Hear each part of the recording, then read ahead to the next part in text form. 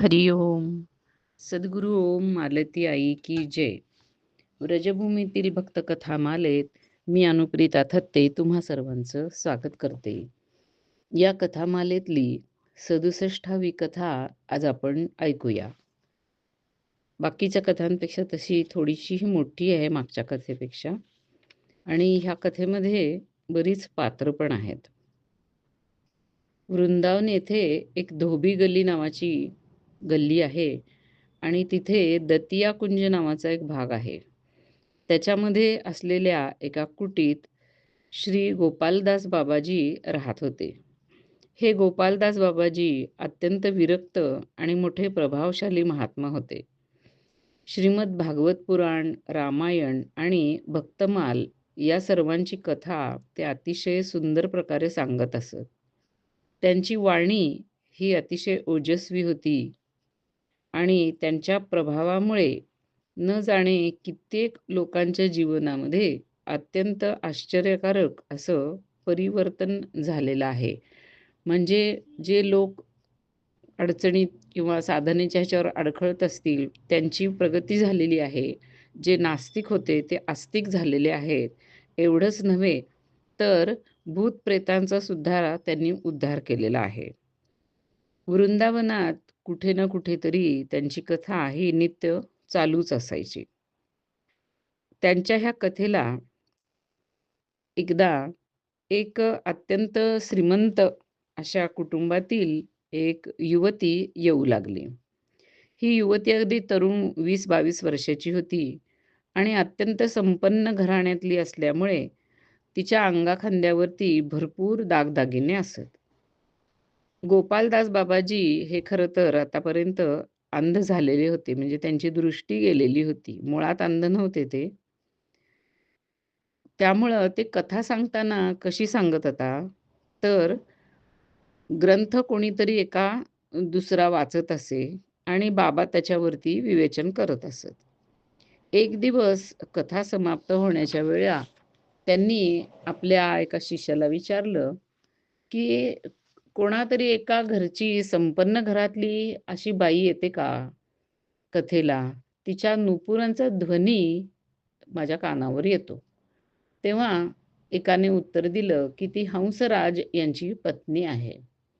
दुसरे दिवशी कथा सांगताना बाबांनी अचानक एक दोहा म्हटला.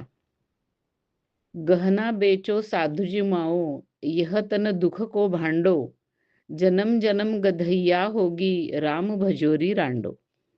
त्यांच्या अचानक स्वरचित ह्या दोह्यामुळे बायकांना हसू आलं.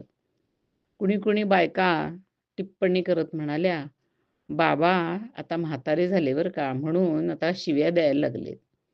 पण अंतर्यामी बाबांनी ज्या असाधारण संस्कार संयुक्त अशा महिलेचा अंतर्भाव उद्दीपित करण्याच्या उद्देशाने हे वाक्य किंवा हा दोहा म्हटलेला होता, तिला ते बरोबर कळलं. तिच्या मर्मस्थलाला या शब्दांनी स्पर्श केला, तिच्या हृदयाला जागवलं. ती घरी गेली आणि आपले पती हंसराज यांना म्हणाली, मी ज्या महात्मांची कथा ऐकायला जाते ते अतिशय मोठे महात्मा आहेत. मी त्यांच्याकडून दीक्षा घेणार.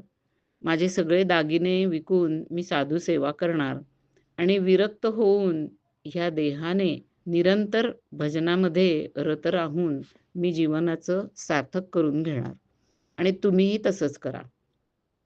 हंसराजी म्हणाले, गोपालदास बाबा म्हणजे ज्यांची कथा ती ऐकत होती, हे गोपालदास बाबा सर्व प्रकारे सद्गुरू बनण्यास योग्य आहेत, यात काही वादच नाही. आपण दोघंही त्यांच्याकडून दीक्षा घेऊ, पण आपण गृहस्थीमध्ये राहून भजन भक्ती करू. तू अजूनही खूप लहान आहेस, तरुण आहेस. विरक्त झाल्यावरती एकटं राहावं लागतं आणि तसं एकटं राहणं तुझ्यासाठी आता बरोबर नाही. पण पत्नी काही ऐकायला तयार नाही. तिचा संकल्प अत्यंत दृढ होता.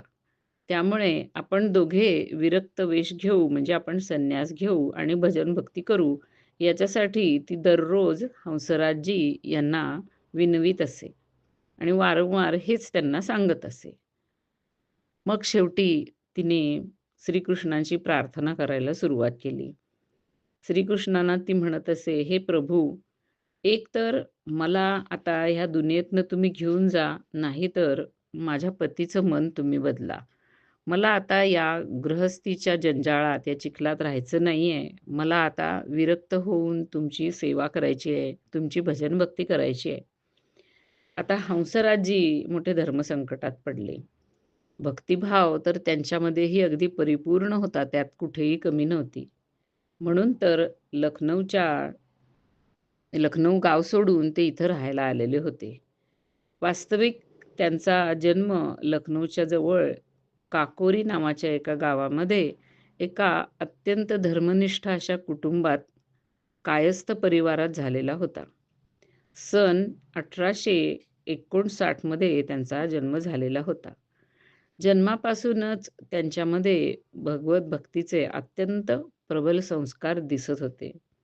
युवावस्थेमध्ये वृंदावनामध्ये राहून भजन करण्याच्या उद्देशाने पत्नीला घेऊन ते वृंदावन येथे आलेले होते आणि आपल्या पोटापुरतं काही मिळवायचं म्हणून ते लालाबाबूच्या मंदिरामध्ये नोकरी करत होते. नोकरी व्यतिरिक्त त्यांचा सर्व वेळ ते भजन भक्तीमध्येच घालवत असत. आणि अशा प्रकारे इथं राहणं आणि भजन भक्ती करणं हे त्यांना सर्वतोपरी अनुकूल असं वाटत होतं. त्यामुळं इतक्या लहान वयात आपण असा बायको म्हणतीये तसा विरक्त वेश घ्यावा, असं काही त्यांना जरूर वाटत नव्हती. पण एक घटना अशी झाली, की त्यामुळे त्यांचं मतपरिवर्तन झालं.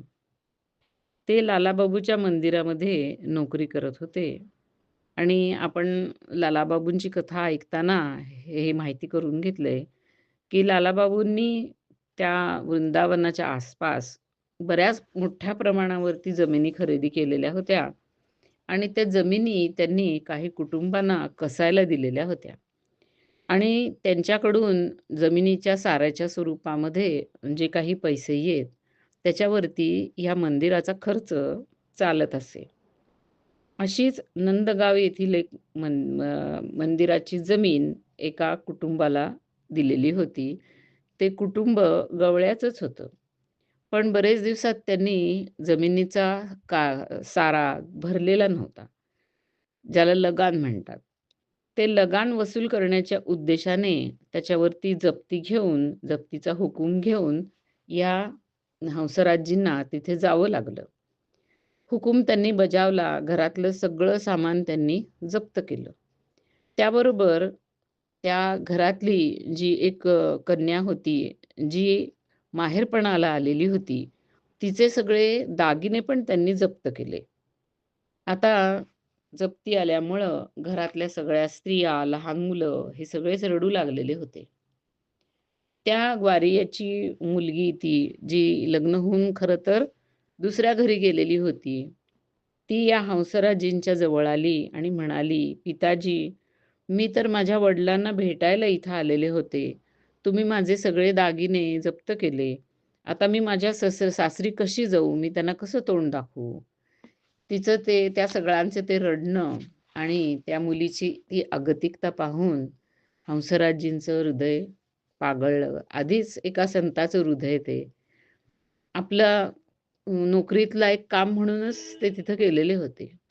आणि बिहारीजींनी अशी काही लीला केली, की त्यांच्या डोळ्यामध्ये पाणी आलं आणि मनामध्ये एक वेगळीच उर्मी जागी झाली. ह्या संसाराचं हे असं दुःखी स्वरूप पाहून त्यांचं मन संसारातनं अगदी पूर्ण उडून गेलं.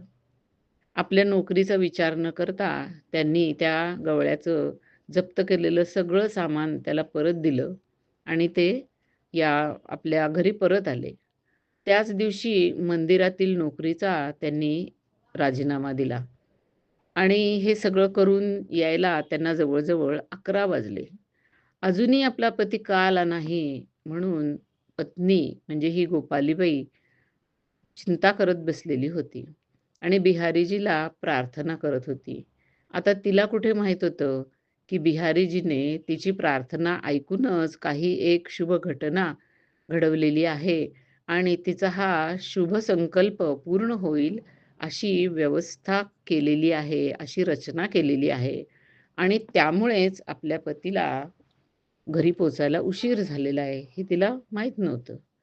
घरी आल्यावरती हंसराजजी आपल्या पत्नीला म्हणाले, की "मी नोकरीचा राजीनामा देऊन आलेलो आहे आणि उद्या आपण दोघंही या संसाराचा पण राजीनामा देऊ आणि वैराग्य वेश धारण करून आपण दोघेही श्रीकृष्णाची भजन भक्ती करू." आता पत्नीच्या आनंदाला पारावार राहिला नाही. "जय बिहारी जी की" असं म्हणून आनंदाश्रूंनी तिचा ऊर भरून आला. दुसऱ्या दिवशी पती-पत्नीने गोपालदास बाबाजींच्या जवळ जाऊन आपली इच्छा प्रकट केली.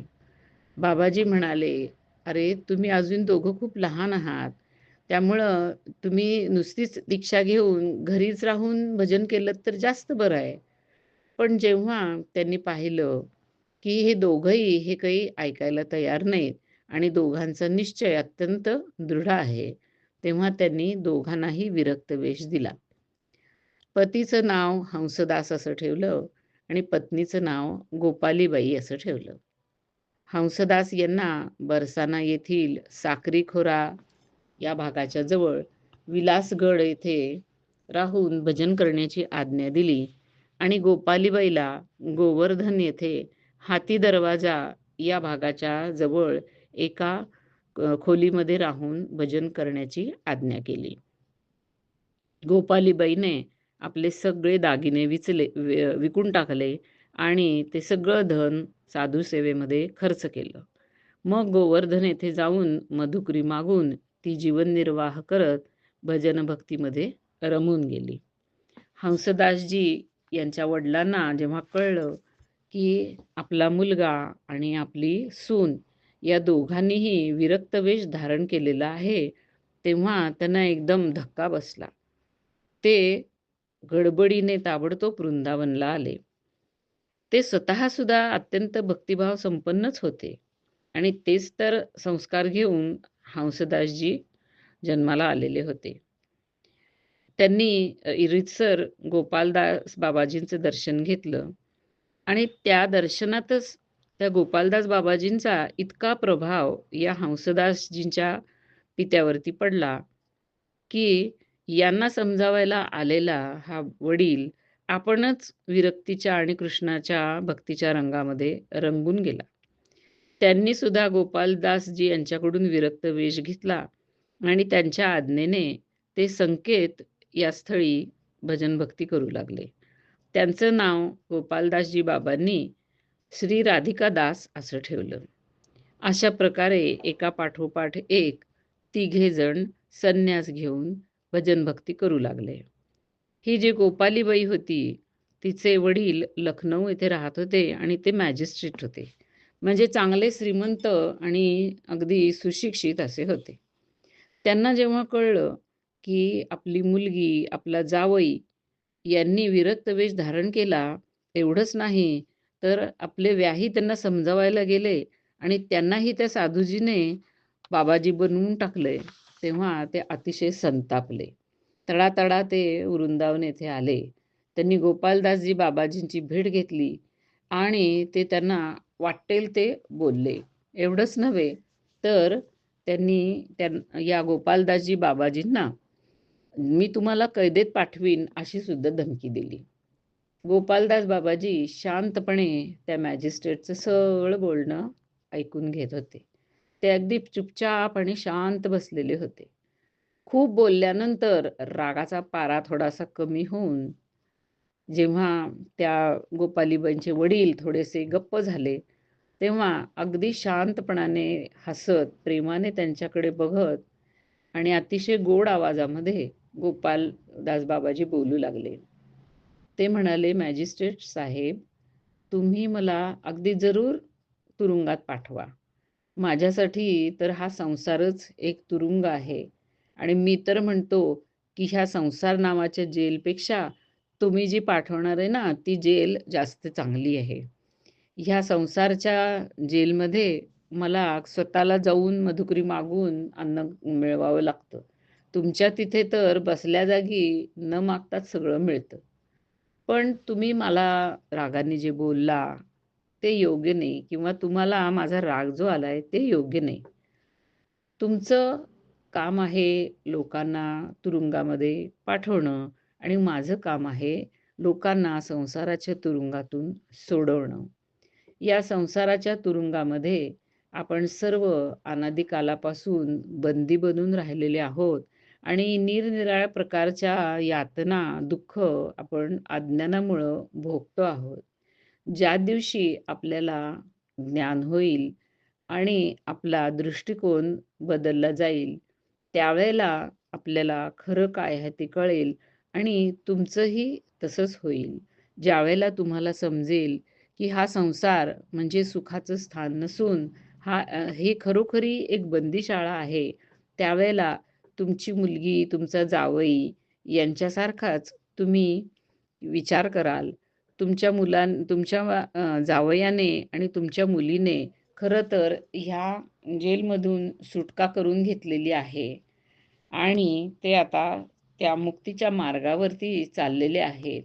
या संसाराच्या बंधनाचं कारण मोह आहे आणि मोहामुळेच माणसाला पिता, पुत्र, बहू, बेटी, जावई असे हे सगळे आपले नित्यसंबंधी वाटतात. पण संबंध कुणाचाही झाला, नातं कुठलंही झालं तरी ते नित्य राहत नाही. ते कधी ना कधीतरी संपतं आणि मग असा वियोग झाल्यावरती माणूस दुःखी होतो. तुमची मुलगी आणि तुमचा जावई यांचा मोह गेलेला आहे. पण तुमचा मात्र मोह जबरदस्त आहे, तसाच आहे अजूनसुद्धा. म्हणून या संबंध तोडण्यामुळे तुम्हाला खूप दुःख होतं आहे.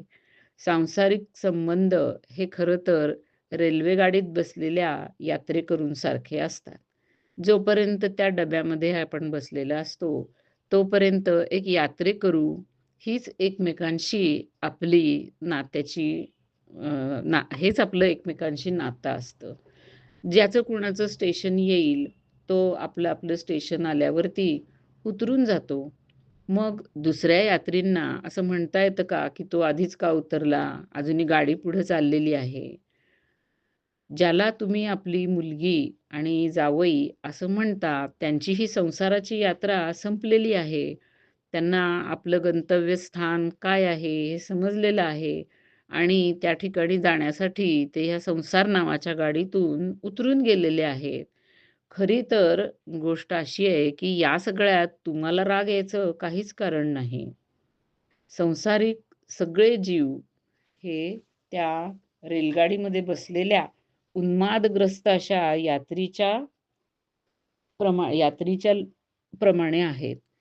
ते तिकीट न घेताच कधी-कधी गाडीवरती बसतात. कारण त्यांना माहीतच नसतं, की आपल्याला कुठं जायचं आहे. आणि मग मृत्यू नावाचा तो टी-टी येतो आणि त्यांना एखाद्या स्टेशनावरती धक्का देऊन उतरवून देतो. आता तुम्हीच ह्याच्यावरती विचार करा. मी भगवंताला प्रार्थना करतो, की तो तुमचाही मोह दूर करो आणि तुम्हाला सुद्धा आपल्या भक्तीच्या मार्गावरचा एक वाटसरू बनवो. मग तुम्हाला त्या वाटेवर चालून वास्तविक सुख-शांती मिळेल. मॅजिस्ट्रेट साहेबांनी खरं तर या बाबांना एक गुन्हेगार असं समजून अगदी अपशब्द वापरलेले होते. यापूर्वी मॅजिस्ट्रेट असल्यामुळे अनेक गुन्हेगारांवरती त्यांनी अशी आगपाखड केलेलीच होती. पण आत्तापर्यंत अशा निर्भीकपणे, शांतपणे कोणीही आजपर्यंत त्यांच्यासमोर सफाई पेश करू शकलेला नव्हता. आता हे बाबा सफाई तर पेश करतातच आहेत, शिवाय आपल्यालाच अपराधी ठरवतायत. बाबांची वाणी त्यांच्या हृदयाकाशामध्ये एखाद्या विजेप्रमाणे चमकली आणि त्यांचा मोह अंधकार काहीसा हलला त्याच्यामुळे. संसार एक कारागार आहे, हा विचार त्यांच्या डोक्यात हळू घुमू लागला आणि त्यामुळे त्यांना खरोखरीच हे कळू लागलं, हे दिसू लागलं, की या संसारामध्ये खरोखरीच किती दुःख आहे आणि किती गोष्टींनी आपण बांधले गेलेले असतो. बाबांच्या बद्दल असलेला द्वेषाचा भाव हळूहळू श्रद्धेमध्ये बदलू लागला.